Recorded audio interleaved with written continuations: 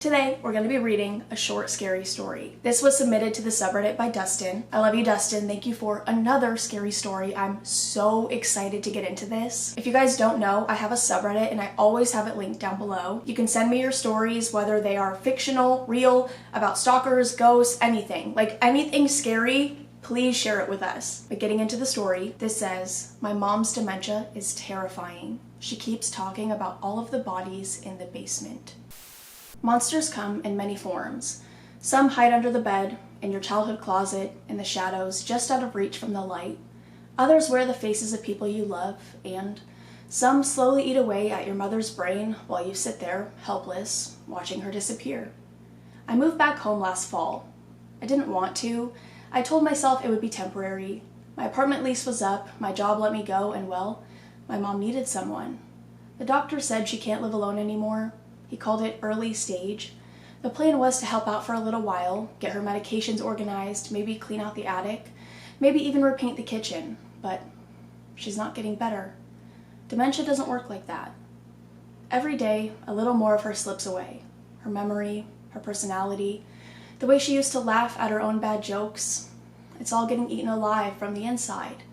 She forgets my name sometimes, stares past me like I'm a ghost.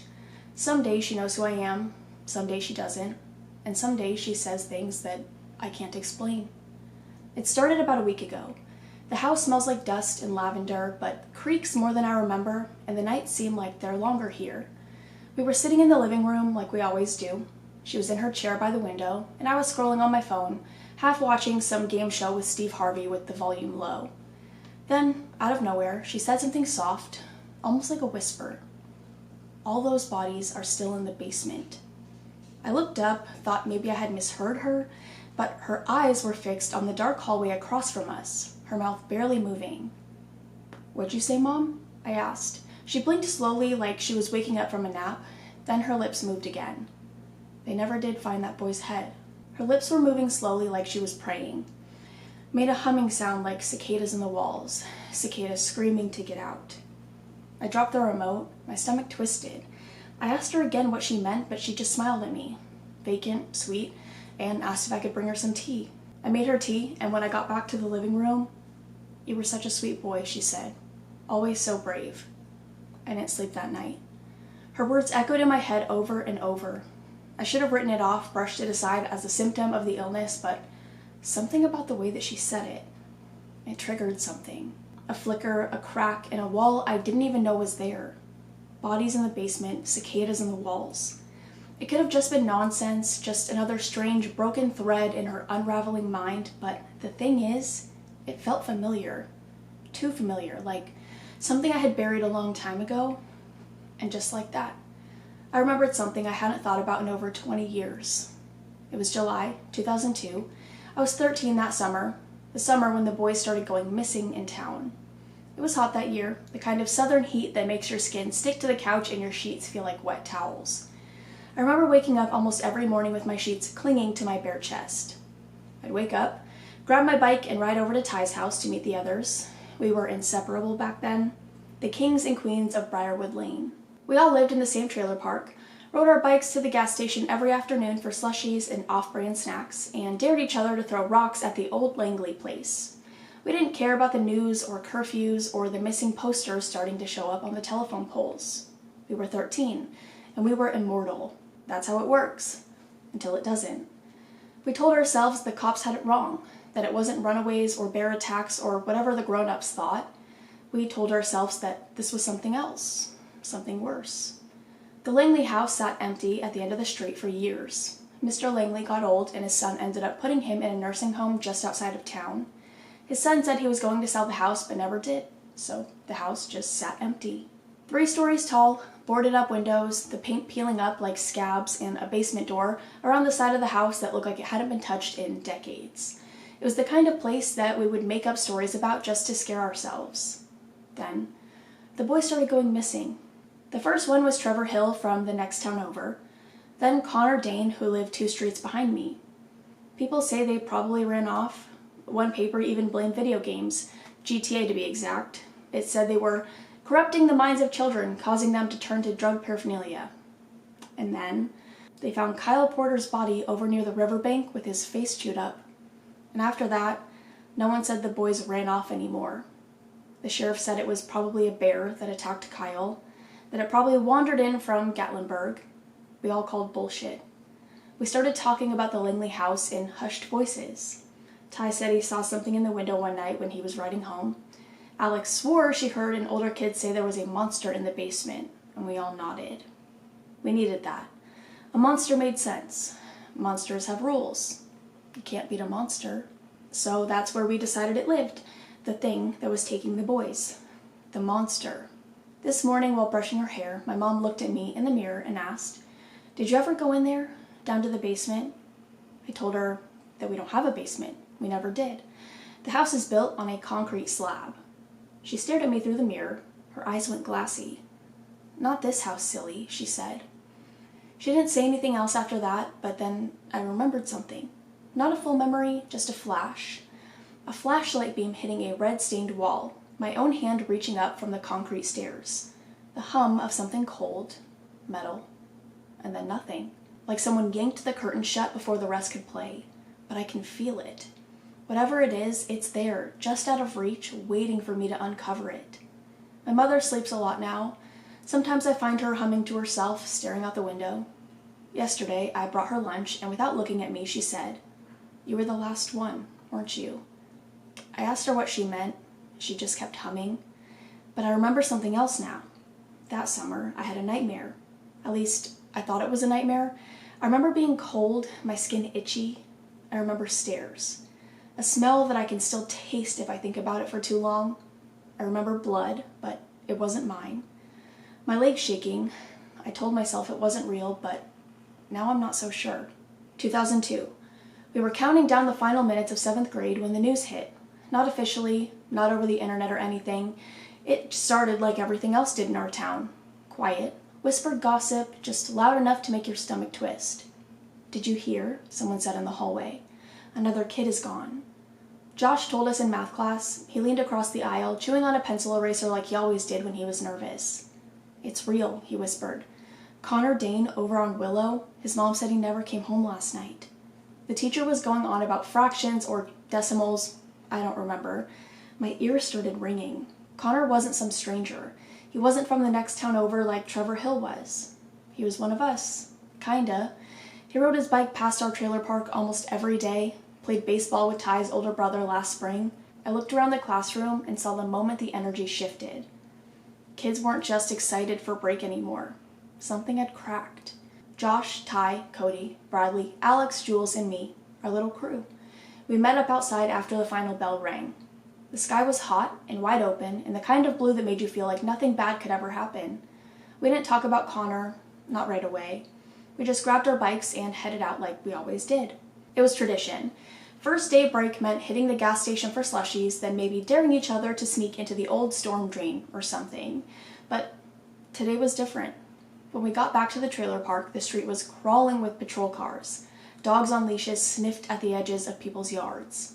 Sheriff Barnes stood in front of the mailboxes, talking to a couple of our neighbors.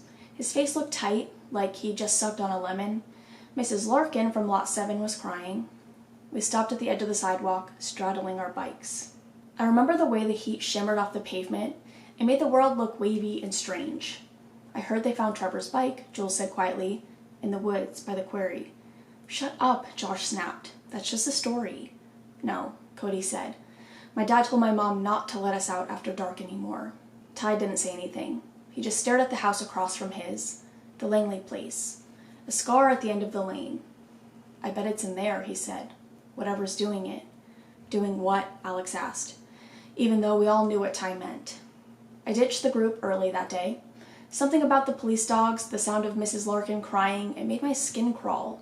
When I got home, Mom was standing in the kitchen, her brown hair pulled into a messy bun, a cigarette balanced on the edge of the sink. She was wearing her waitress uniform, dark blue, with a name tag that said Sarah, in peeling letters. "There's my little man," she smiled when she saw me. "School's out already?" She turned her wrist around to look at her watch. "Yeah," I said, dropping my bag on the floor. "We didn't do much." She bent down and kissed my forehead. "You smell like Cheetos and sweat. That's how I know it's summer." I smiled, but it didn't stick. Did you hear about Connor? She paused just for a second, then turned to pour herself a glass of iced tea. I did, she said carefully. I talked to his mom this morning. She's a wreck. I sat at the end of the table and I watched her. She moved around the kitchen like it was a dance, humming under her breath, pouring extra sweet tea into a thermos for her shift. She tucked a notepad into her apron. I don't want you out past dark, she said. Not until they figure out what's going on. Promise me. I promise. She ruffled my hair. And stick with Ty and the others. Don't go poking around places you shouldn't, especially alone. I nodded, even though I didn't mean it. Before she left for work, she stopped in the doorway and looked at me again. Not like I was a kid, but like she saw something fragile. I love you, she said. Love you too. I watched her drive down the road, the dust rising behind her car. For some reason, I felt nervous, like I should have told her something that I didn't even know yet. She doesn't move like that anymore. She doesn't dance in the kitchen or hum or remember how much sugar I like in my tea. Now she just sleeps most days or stares out the window like she's watching something that I can't see. But sometimes, just sometimes, she says things that pull me straight back. Things no one else should know. Things like, you were the last one, weren't you? Present day. It was just after midnight when I finally left the living room. The glow of the TV had faded into infomercials and static, and the only sounds left in the house were the tick of the old grandfather clock in the hallway and the creak of the floorboards under my feet. I passed by the photo wall in the hallway, snapshots of birthdays, first days of school, a trip to Myrtle Beach when I was 10. All faded now, ghosts pressed behind glass. Her bedroom door was cracked open. I peeked inside. She was curled beneath her quilt, the one with the patchwork sunflowers. Her room smelled like lavender lotion and menthol. Her breath was shallow but steady. I turned to leave and then, he's still down there. The words were barely audible, just a breath behind them. I turned back. Her eyes were closed. Her mouth moved slowly like she was chewing on the words in her sleep. Still waiting, in the dark. A chill crawled down my spine. Mom? I whispered. Nothing. Just the soft rise and fall of her chest. I stood there for a second longer, watching, trying to convince myself it was nothing, that it didn't mean anything, just more broken circuits misfiring in her brain. But then her lips moved one last time. I told you not to go near that house. 2002. After Mom's car disappeared down the road, I locked the door even though she never did. Not back then. The town was the kind of place where people still left their keys in the ignition and waved to each other on porches. But something about today made my skin feel tight, like the air was holding its breath. I kicked off my sneakers and headed into the kitchen. The house was quiet except for the tick of the wall clock and the distant hum of cicadas outside. I opened the pantry, scanned the shelves, then turned towards the freezer and settled on a pack of pizza bagel bites, the holy grail of after-school snacks. I ripped open the box, dumped them on a paper plate, and threw them in the microwave. While they spun, I padded into the living room and grabbed the remote. The big boxy TV clicked to life and buzzed faintly as the screen warmed up. The local news was on. Second child goes missing in just under 2 weeks. Connor Dane, age 13, was last seen leaving a friend's house around 6:30 p.m. last night. A picture of Connor flashed on the screen, smiling. A school photo, crooked teeth. I changed the channel. I couldn't watch it. I didn't want to see his mom crying or listen to the reporter pretend they had answers. Instead, I popped in a VHS copy of The Mummy Returns, one of my all-time favorites. I'd watched it so many times I could quote half the movie. Brendan Fraser felt like the kind of grown-up I could actually trust. The kind who would never let anything bad happen to kids. The microwave beeped. I paused the movie and wandered back into the kitchen. The bagel bites were bubbling tiny orange volcanoes of fake cheese. I grabbed a dish towel, opened the microwave, and that's when I saw it. Out the kitchen window, a figure standing just past the edge of our backyard, where the patchy grass turned into tree line. Right where the woods began, they were too far to make out clearly, just a shape. Still, watching, I froze. They weren't moving, weren't walking, just there. I blinked and squinted harder. The late afternoon sun was behind them, casting them in shadow, but I could see enough to know that it wasn't one of the neighbors, not anyone I recognized, and then, just like that, they were gone, slipped back into the trees like smoke. My heart was thudding in my ears. I stared out the window for what felt like a full minute. The trees swayed gently like nothing had happened, like no one had been there at all. I told myself it was nothing. A trick of the light, my imagination, maybe someone cutting through the woods, maybe even a cop on the search team. But deep down, I knew better. Bagel bites forgotten, I slowly reached up and clicked the lock on the window. I hadn't thought about that moment in years. It came back to me tonight like a slap.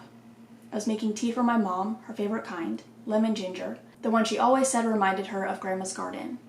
I turned towards the window and, just for a moment, I swore I saw it again. A figure, just past the yard, watching. But when I looked again, it was gone, just like before. And now I can't stop wondering, what the fuck did I see that day? Part 2. She was having a good morning. She knew my name, asked if I wanted coffee, even hummed some old song that I had assumed had been playing on the kitchen radio for a few minutes. It felt like time folded in on itself, like I was a teenager again, and nothing had changed. But the thing about dementia is that it's never linear. The memories come in waves, some real, some scrambled, and you never know what shore they'll wash up on. She was buttering toast when she paused, knife hovering over the bread, her eyes fixed on something far away. They said he always came out at night, she said softly. I looked up from my mug. Who does? She didn't answer right away, just stared through the window like she was waiting for something to appear in the trees. I heard it calling him, she whispered, like a lullaby, sweet and sticky, and he followed it right into the dark. I didn't ask who he was. I didn't have to, because I remembered. 2002. It was Friday night, the one right after school had let out. We had a tradition that summer, dragging sleeping bags and pillows out into Ty's backyard and pretending we were roughing it, even though the back porch was still in view and his mom let us use the bathroom inside. The whole crew was there. Josh, Cody, Ty, Jules, Alex, Bradley, and me. We stayed up too late roasting marshmallows over the fire pit, telling each other increasingly wild stories about what we thought was living in the basement of the Langley House. The creature had names, powers, even a backstory. We built it together out of fear and bravado, each of us trying to one-up the last. I think we all knew it wasn't real until it was. That night I woke up around 2 a.m., the kind of wake-up that slaps you in the chest with no dream attached. I had to pee, so I slipped out of my sleeping bag and crept to the far end of the yard where the grass turned into woods. That's when I saw it. At first, I thought it was just shadows playing tricks on me, but then I heard it. A voice, not loud, not clear, more like a melody, humming gently and syrupy and wrong. I stepped closer to the fence, heart thudding. That's when I saw the boy. He couldn't have been more than 9 or 10. I didn't know him, not really, but I had seen him around the trailer park. He was barefoot and in a t-shirt, too big for him, staring straight ahead like he was sleepwalking. He was following the voice. I watched, frozen, as he crossed the street. The yellow porch lights of Briarwood Lane flickering like dying fireflies, and walked around to the side of the Langley house, right to the basement door. Standing just beside it was something else. I couldn't see its face, just the shape. Tall, slouched like it didn't know how to wear its skin properly. One arm was too long, the other hung limp like it had been broken and never healed, and its head, it tilted to the side, twitching, watching the boy like he was a treat wrapped in tinfoil. The basement door creaked open. The boy disappeared inside. The thing followed him in. The door shut and I couldn't move. I don't remember falling asleep. I don't remember crawling back into my sleeping bag, but when I woke up, it was morning, hot and bright and full of bees buzzing around the soda cans. And then the sirens started. The police started searching for the boy early that morning. So we decided to roll up to the sheriff's station like we were on a mission from God. Bikes squealing, backpacks bouncing, Ty nearly crashing into the curb like an idiot. "Watch it, jackass," Alex barked, swerving around him. "It's the brakes, okay?" Ty said, hopping off and letting his bike thud on the sidewalk. "I told my mom to fix them." "You also told us your cousin was in Blink 182, Jules muttered, pushing open the front door. Inside, the air was cold and smelled like stale coffee and whatever was rotting in the vending machine. Sheriff Barnes sat behind the counter, half a chicken biscuit in his hand and the other half in his mustache. He looked up with a grunt. "What the hell is this?" Josh stepped forward, chest puffed out like he thought he was in an action movie. "We need to file a report." Barnes raised an eyebrow. "A report?"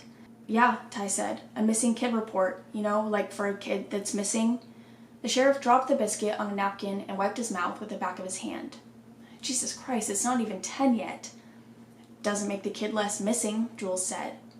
I saw him, I said quickly, stepping in before things went completely sideways. Last night, he was going into the Langley House. Barnes froze. Bradley shuffled his feet beside me, quiet as ever. It was like something was leading him. The room went quiet for a second, then Cody broke the silence. He means like a monster, but like the bad kind, not the Cookie Monster kind. Barnes sighed. Like he just aged 10 years in 5 seconds. A monster? You all see it? We didn't all see it, Josh admitted, scratching the side of his neck. But he did, and we believe him. Alex crossed her arms. Because we're not morons. You think it's a coincidence another kid vanishes and it's always the same area? It had long arms, I said, staring at the worn down patch on the desk. One of them didn't move right, like it was broken, and it was humming. Humming? Barnes echoed. Like a song. I don't know, I said. Just this low, creepy noise, like cicadas but in a person's throat. Cody mimicked it, buzzing like a bug. Alex slapped his shoulder, not helping. The sheriff stood slowly and walked around the counter. His belt creaked, badge glinted under the fluorescence. He looked at each of us like we were a row of rusted-out bicycles that he was about to toss in the trash. You kids been watching scary movies again? Jules rolled her eyes. Oh my God. Maybe one with the spooky house, monsters in the dark, Barnes added. Maybe aliens? No, sir, Bradley said. This isn't a game. Barnes let out a long sigh. You want my advice? Go home, stay out of that damn house, and stop stirring up trouble while the whole town's already on edge. But I saw him, I whispered. The kid, and the thing. He stared at me for a long second, then turned around and headed back behind the desk. Go. I don't want to see you back in here unless there's blood on your shoes and someone's actually dead. We could be dead next, Josh muttered under his breath. Barnes didn't look up. Then I guess I'll finally have peace and quiet around here. We filed out slowly, defeated, the bell above the door jingling behind us. Outside, the sun was brutal, already baking the pavement hot enough to fry your souls. Great, Ty muttered, kicking out a crack in the sidewalk. That went well. He thinks we're making it up, I said. Of course he does, Jules replied. Because we're kids. Because if we said we saw a possum in a tutu, he would believe that before monster in murder house. Josh spat in the dirt. Screw it, we'll handle it ourselves. We are not handling it ourselves, Bradley said, eyes wide. It's literally killing kids. Alex snorted. So what, we just sit on our asses while it picks off kids like Pokemon cards? No, I said, turning towards the end of the block, where the Langley House sat like a scab on the neighborhood. We're not sitting. We're watching. Waiting. If nobody else is going to stop this thing, then we will, Josh finished. Because that's what idiots do, Cody grinned, and we're the biggest idiots around. It was almost 1 a.m. when I checked on her. The house was quiet, too quiet, like the air had been sucked out of it. I padded softly to the door, my footsteps muffled by the old carpet. Her nightlight glowed faintly beside the dresser, casting warped shadows across the walls. She was curled in bed, barely more than a silhouette beneath the quilt that my grandma had made. Her breathing was shallow but steady, lips moving just slightly. Mom? I whispered, stepping closer. She didn't answer. But then, barely audible, she mumbled something slurred, like a dream trying to break through sleep. The boy didn't scream, she whispered. Just walked down like the others. A chill ran up my spine. I sat beside her bed and gently brushed the hair from her forehead. Her skin was cool, soft as paper. I miss you, I whispered. Her eyes fluttered, and just for a second it felt like she was looking right at me, really seeing me. Then her gaze drifted past again, unfocused. Just like that. She was gone again. 2002. The plan was simple. We'd camp out in Jules' backyard where the fence had just enough of a gap to slip out if we needed. From there, we would sneak around to the wooded hill behind the Langley house and keep watch. No flashlights, no talking, just eyes on the windows. Ty brought Pop Rocks and a can of Surge like he was preparing for a sugar-fueled war. Alex had a Polaroid camera she swore could capture ghosts. Josh brought binoculars.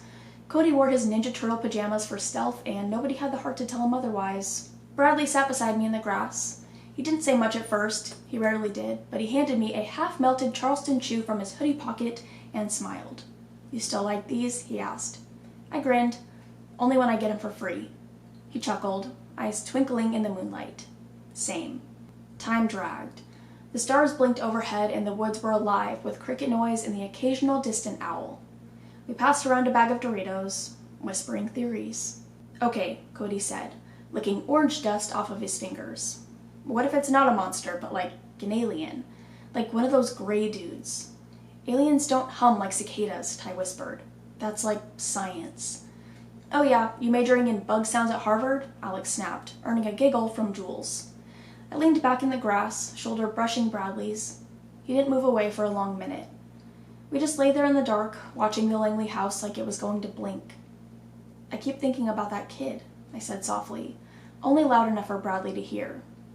The one I saw, the way he walked like he wanted to go. Bradley looked over at me. You think it messes with your head?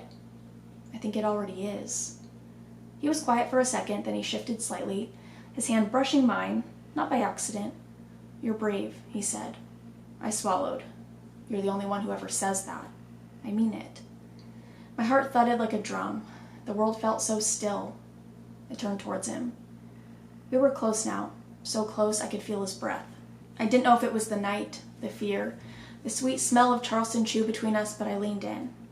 So did he. We were about to kiss when, ahem, we both jumped, scrambling apart.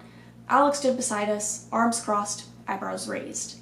She didn't look mad, just amused. Sorry, she said. Didn't mean to interrupt your romantic stakeout. Bradley was red in the face. She waved it off. Relax, Romeo. I'm not your mom. I looked at her, unsure of what to say. She smiled softly, crouching beside me. You're good, you know. Both of you. What do you mean? I mean, it's okay to like someone even if it's not who other people expect. I blinked. You're not going to tell the others? She snorted.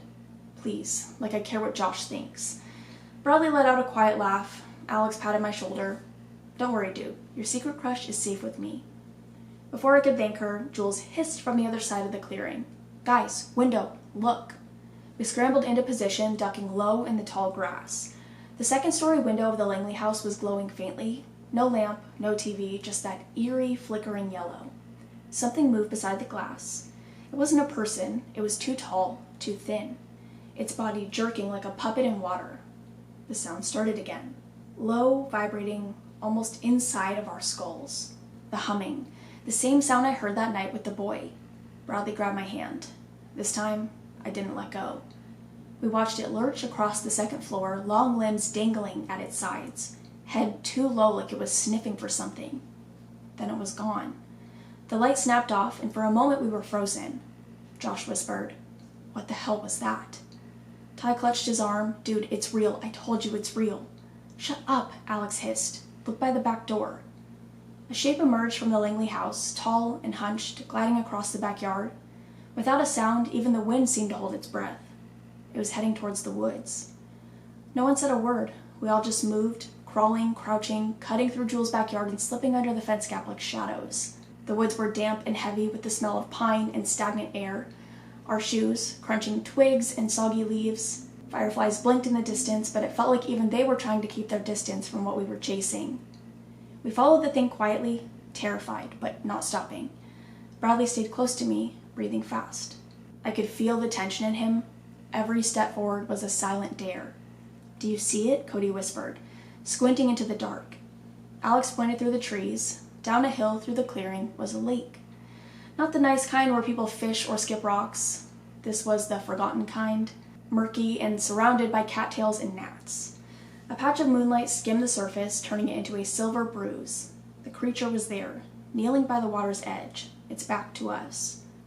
It was doing something with its hands, digging, washing. We crept closer, barely breathing. It dipped something into the water, something that made a wet, slapping sound, something soft. And then it stood up, turning its head. We dropped to the ground instantly. Ty was shaking beside me. Don't move. Don't even blink.